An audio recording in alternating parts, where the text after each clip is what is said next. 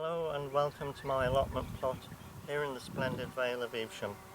My name is Mike Dunning, and during the course of the next few minutes I'd like to share with you some of the experiences I've had in both creating and managing a wildflower patch, and I do hope you enjoy it. This is my main contribution to nature, which is a wildflower patch of about 200 square metres in size, and it's coming towards the end of its third season and will soon be cut. My wildflower seed had already been sown last autumn, but as it won't be until May or June before I see the results, I thought I'd plant a few bulbs around the border using a slightly unusual technique, and also sow a small patch of phacelia, which is classed as a green manure. But just listen to the bees enjoying an early season feast on it.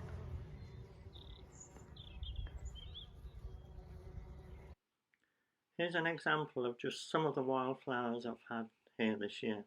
I won't insult your intelligence by telling you what they are, other than the last one, which is probably the most important for me. It's yellow rattle.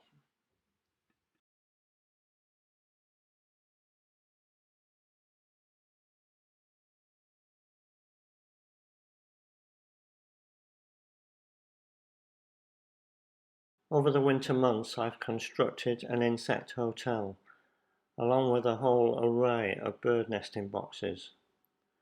This is a kestrel nesting box and a swift nesting box, but most rewarding of all was the spot of hedge laying in the snow. Here's a more recent insect hotel I've attached to the side of my shed, but even during the course of making it, I found a leafcutter bee had already been hard at work nesting in a cane cavity, and an old fence post with holes fully populated with solitary bee nests. Today I'm collecting yellow rattle seeds using a homemade seed collector. This will be emptied into a tray along with that from my boots and left for a few days for all the creepy crawlies to escape before storing the seed for sowing later this autumn. Trimmers and lawnmowers are not really appropriate for performing a hay cut, so you may choose to use old-fashioned techniques such as a sickle, a scythe, or more usefully perhaps a powered hedge trimmer used in horizontal fashion. Once cut, the grass and wildflowers are left for about 2 weeks before being raked off, thereby reducing the nutrition in the soil, which is what wildflowers thrive on. Because I've got quite a large plot to cut, this year I've treated myself to a self-propelled scythe. These, however, can be hired for the day and make life so much easier. I'm just going to speed things up a bit now so you can see the end result.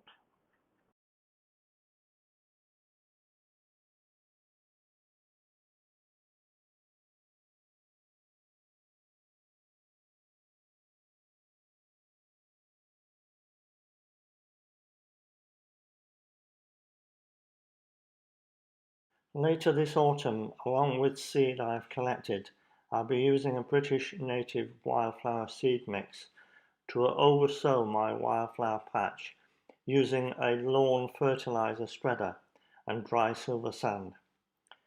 I'm oversowing as I'm still trying to find the right balance of annual and perennial flowers. I will also be sowing some of this seed in plugs for planting in the spring.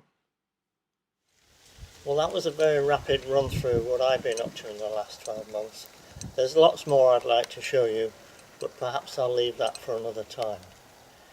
In the meantime, I do hope I've inspired you to make your own contribution to nature in some small way. I'm back home now. It started raining, so I don't have to do any watering this weekend. Thanks very much for watching, and goodbye.